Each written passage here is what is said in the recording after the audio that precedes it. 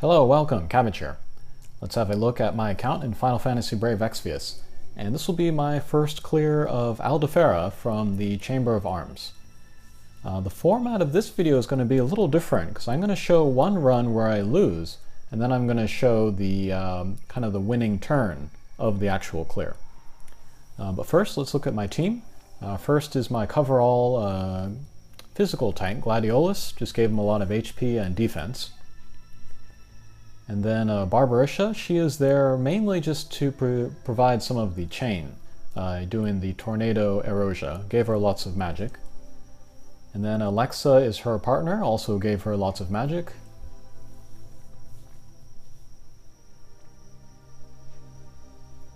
Next is Zargabath. He's more there really just to draw that initial hit from the boss.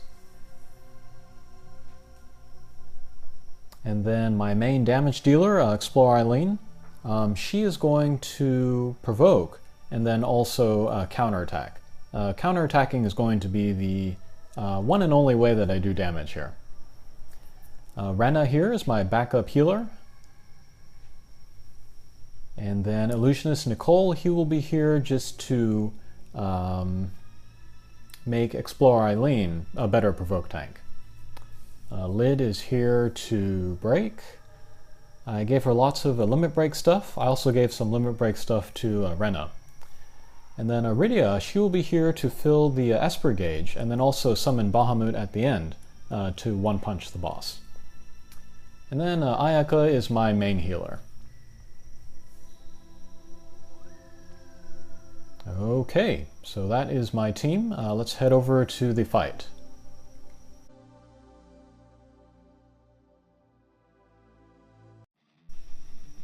Okay, here we are. So the boss will first hit somebody with a very big attack. I was hoping it would go to Zargabath because he has an ability where he can go down to 1 HP instead of 0. It hit Barbarisha, so we'll kind of, shuffle around the first couple turns, but not a big deal.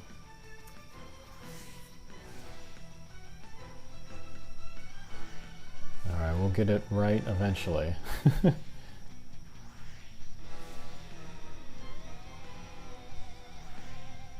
Okay, there we go. Alright, so first priority is I want to set up my tank, and then I also want to revive Barbarisha.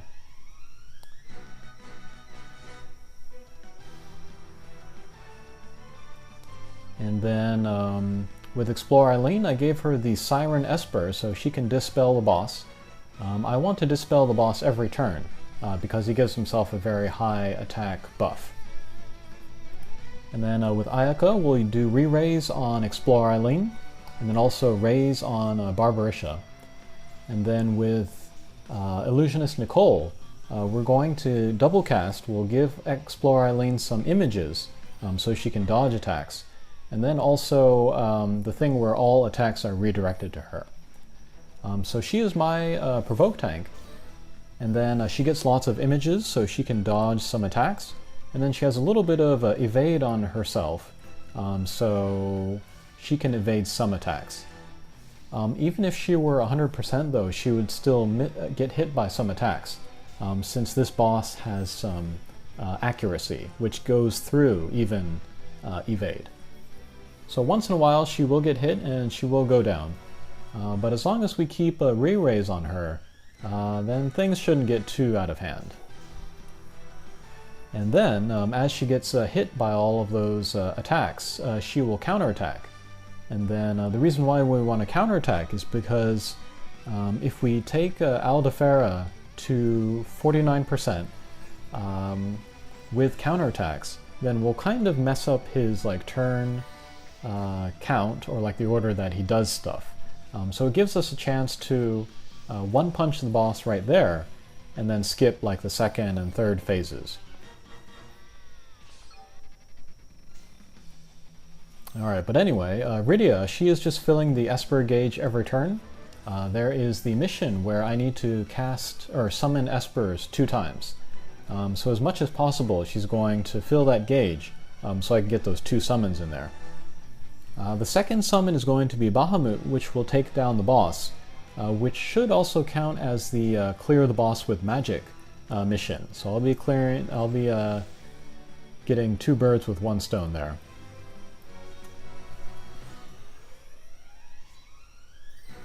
And then Ayaka, what she is doing, she's going to cast Re-Raise on Explore Eileen whenever she needs it.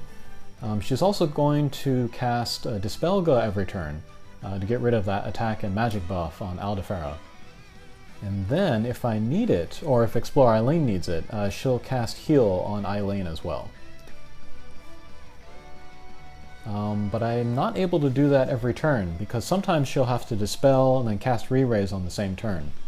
So the turns where I need to do 3 or more actions, I can bring in Rena to do that. If, for example, like Explore Eileen goes down twice, and then like maybe another guy goes down, I can bring in Rena, and then, you know, she can raise guys, Ayaka can keep dispelling and re-raising guys. And then I can sub out Rydia, because it's not necessary for her to be out every turn. But I need a tank out every turn, so that's either Eileen, Nicole, or Gladiolus. And then Lid, she also needs to be out every turn, because she needs to break the attack, which will make the attacks more survivable for Eileen, or Gladiolus. Alright, and then Explore Eileen, all she will ever do is to use the acrobatic maneuvers. That will give her more images, so she can dodge more attacks, and then also raise her rate of counterattacking, so she can get in more attacks on the boss. Okay, so here, Eileen went down twice, which means I need to kind of change up my plan. I don't have a tank for this next turn, so I'm going to bring in Gladiolus. I don't need Illusionist Nicole this turn. And I'm also going to bring in Rena. And then what Rena is going to do, she's going to raise Explore Eileen. She can double cast, so we'll raise her. And then let's do Guard on Gladiolus, gives him some more defense. And then Gladiolus is going to cover everyone physically. And then Ayaka can cast Re-Raise on Gladiolus, just to, you know, help my defenses even more. And then Dispel the boss. And then after the boss is dispelled, Lid will do the attack break. Alright, and as we can see here, we can see that Gladiolus is a much better tank than Eileen. And he can actually counterattack as well. So, if I wanted to, I could have done this all with Gladiolus actually. That might have been the safer, more reliable way to get through this, just because he can take the damage so much better. But I really like Explore Eileen, and then she does more damage, so I'm able to play this a little bit quicker than if I were to go with Gladiolus. But here he's a great sub-tank, just in case something goes wrong. Alright, but after everybody is revived, then I go back to my original team. Rydia will go back to filling the Esper gauge, Lid will break, Illusionist Nicole will redirect onto Explore Eileen.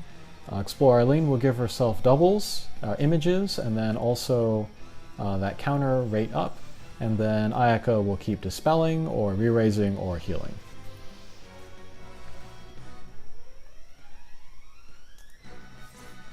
Ah. Ideally, Explore Eileen would take a lot of hits and never go down, because then that would make her counterattacks still go off. If she is taken down, then all of the counterattacks will be erased. So yeah, we want her to survive. If she doesn't, it's not the end of the world. It just means that's another turn that we have to take to beat the boss.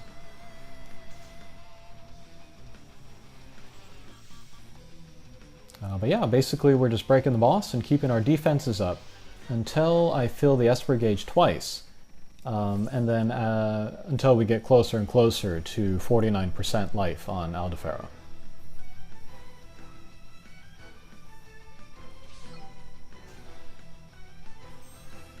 Okay, maybe one more turn for the Esper gauge. And then for Illusionist Nicole, I don't really need to cast both of these abilities every turn. But of course, whenever Explore Eileen goes down, I need to recast those both. And then, just to be on the safe side, I'm recasting them every turn anyway. He has some MP stuff, so he's never really in danger of running out of magic points.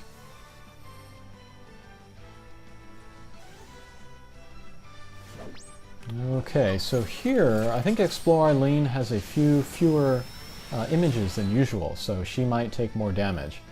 So I'm going to use Lid's Limit Break in order to break the boss to a higher degree. It didn't turn out to matter because he used his super attack that turn. So Lucianus Nicole did go down. That means he will not be able to redirect onto Eileen, which means I need to bring Gladiolus in. And Rydia can wait a turn, so let's bring in Rena. And then again, Rena is going to be in charge of reviving.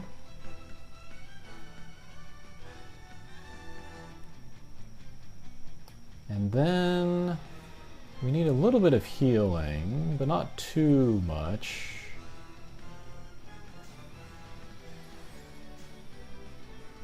So we'll use Guard instead on Gladiolus. And then he will cover all.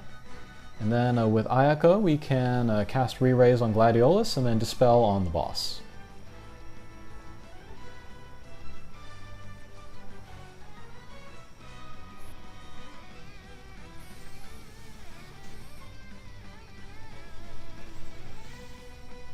Alright, let's see how this turn goes.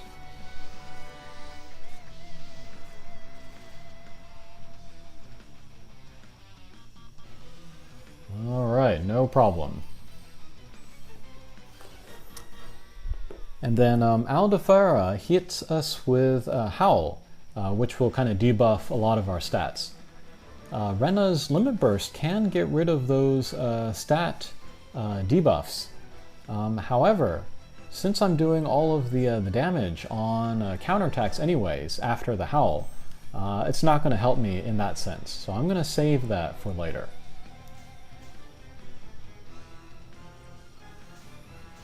Okay, but everybody's up, so I go back to my original team and back to my original order of actions that I take.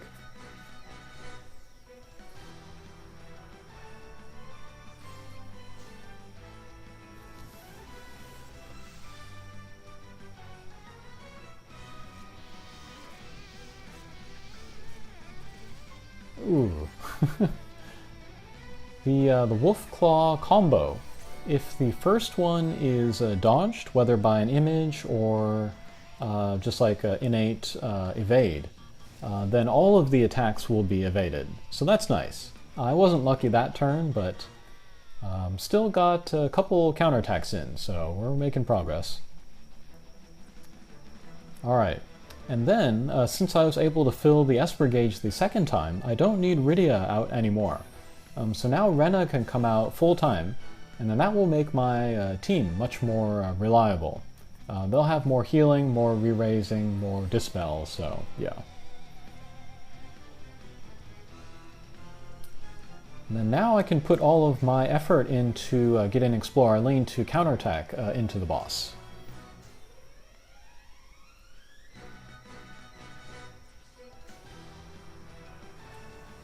Alright, let's see what we can do this turn.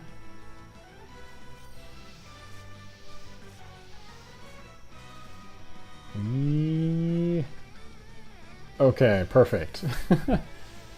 Alright, so she took all those hits, did not go down, so now she gets all these counterattacks here. Alright, excellent. That was almost 10% just right there. Okay, Explore Eileen still has the re-raise. So with Rena,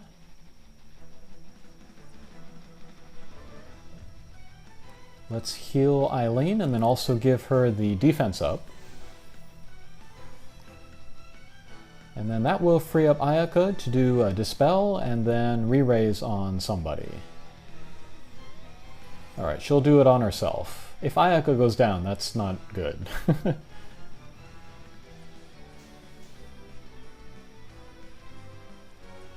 And then it is very tempting to use Explore Eileen's Limit Break, but we're not going to do that. All damage is coming from the counterattacks, just to be on the safe side.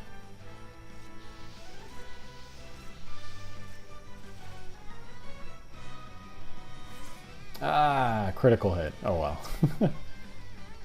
Alright, so we were taken down on one of the very last hits, so no counterattacks there at all.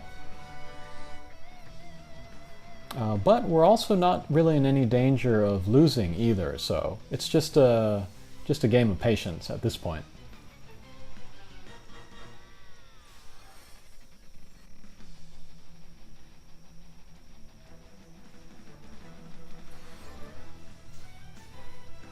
Okay, doing all the same here.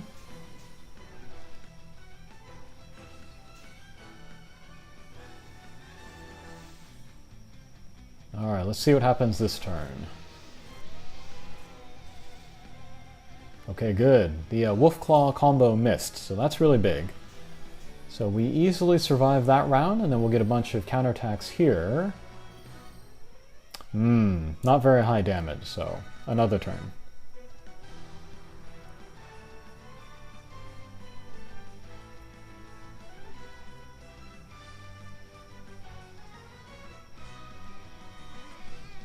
Okay, more healing, more defense for Eileen there. She still has the re-raise, so that means Ayaka can cast the re-raise on somebody else.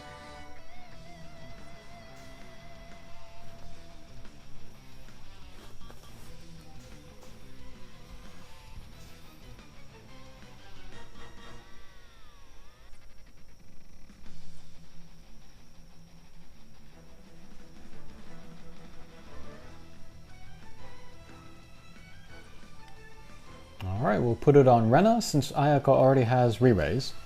Just a little more insurance there. And Lid is getting pretty low on MP. Hopefully we can move on to the final phase pretty soon. Okay, so another turn where Eileen survives all of the hits. Lots of damage there. Alright, and then we move Aldhefera to 49%.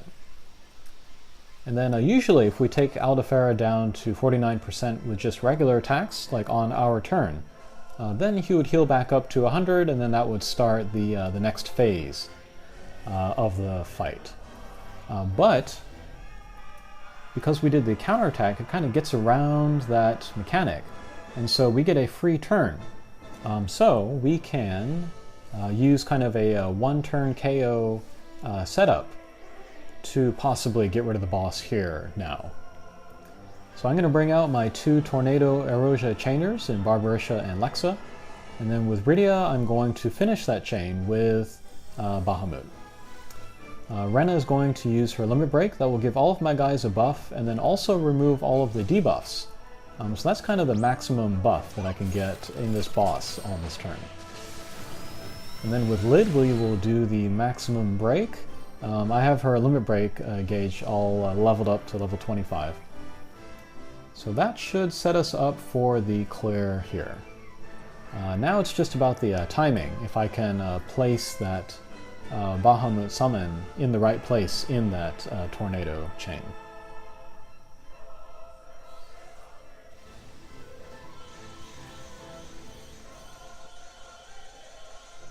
Ooh.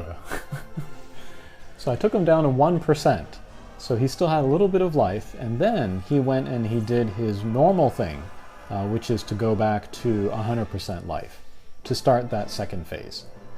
I did this actually one time previously, and I got it down to 1% again.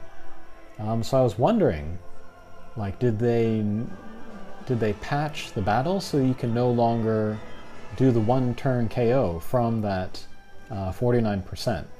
I got it 2 times in a row. The odds of that are really low. But maybe I thought my timing with the Bahamut summon was off. So I went back a 3rd time, and then that's what we're going to look at next.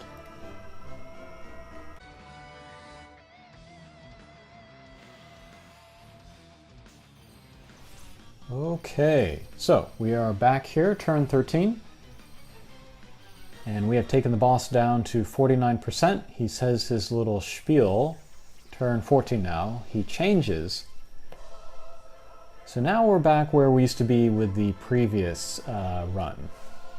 And I was thinking that if I got down to 1% again this time, I would give up on this method and then just try the standard method where you need a magic tank for the second half. but we'll do the same thing here. Rena will use her limit break, remove all of the debuffs from my guy, and then buff them all on top of that. Lid will do her super break.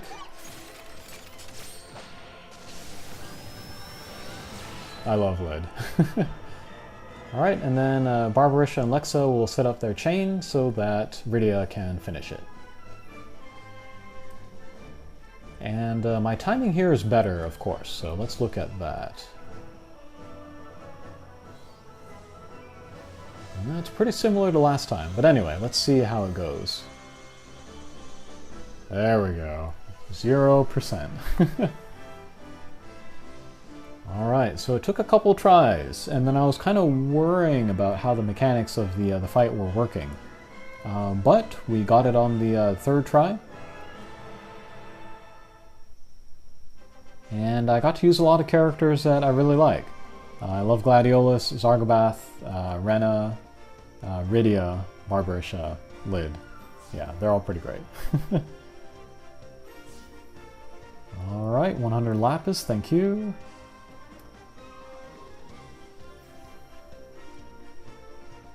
And all missions clear, so that's awesome. Yeah, we summoned the Esper twice. We kind of stalled in the beginning to make sure that that happened. We definitely defeated him within 30 turns, and then we defeated with magic. But yeah, I got Sasuke's katana, and that's one of my best weapons now. Just in terms of raw attack, but also because it has the innate dual wield. That'll be pretty good for Laswell, who I'm looking forward to use pretty soon in his 7-star form. Okay, hopefully that was interesting, and we'll see you again. Take care.